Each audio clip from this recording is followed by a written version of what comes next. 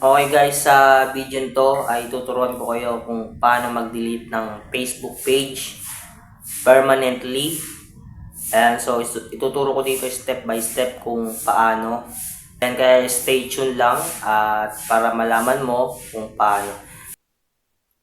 Okay, first step natin is punta tayo sa ating Facebook. Tapos hanapin natin yung page natin. Ayan, ito yung pages. Click nyo lang yan. Tapos ito yung page ko. Kunyari no, placeholder works. Ayan yung pang demo na page ko na ginawa. And switch natin. Switch lang natin para mapunta tayo sa ating official page.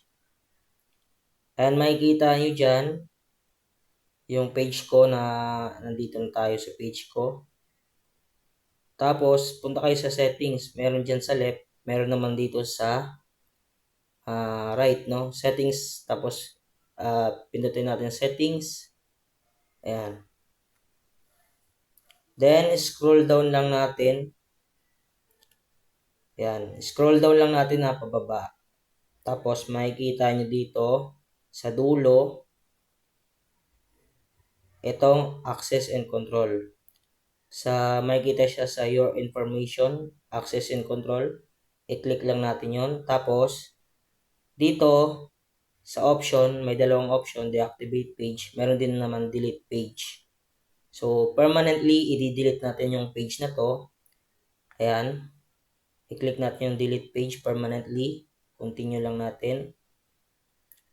Tapos, ayan. Mababasa nyo yan. Permanently delete page. I-continue nyo lang at i-confirm nyo yung password nyo. I-type nyo lang yung password nyo dyan.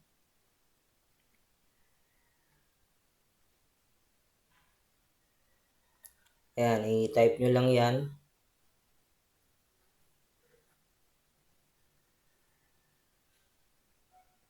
Tapos, i-click nyo lang yung continue. Confirm permanent page deletion. I-click nyo lang uli yung continue para tuloy na siyang ma-delete. Again, may 30 days kayo na palugit para ma-reactivate yung page o kung gusto nyo i-recover, ma-recover yun. Ayan, as you can see, na-delete na yung page natin. At wala na siya dito. Hinahanap ko, wala na siya. So, na-delete na po yung Facebook page natin. So, sa akin, na-delete po siya agad kasi bago pa lang yung page. Pero kung matagal na yung page nyo, may 30 days pa po kayo para ma-recover yun. So, yun lang guys. Thank you for watching.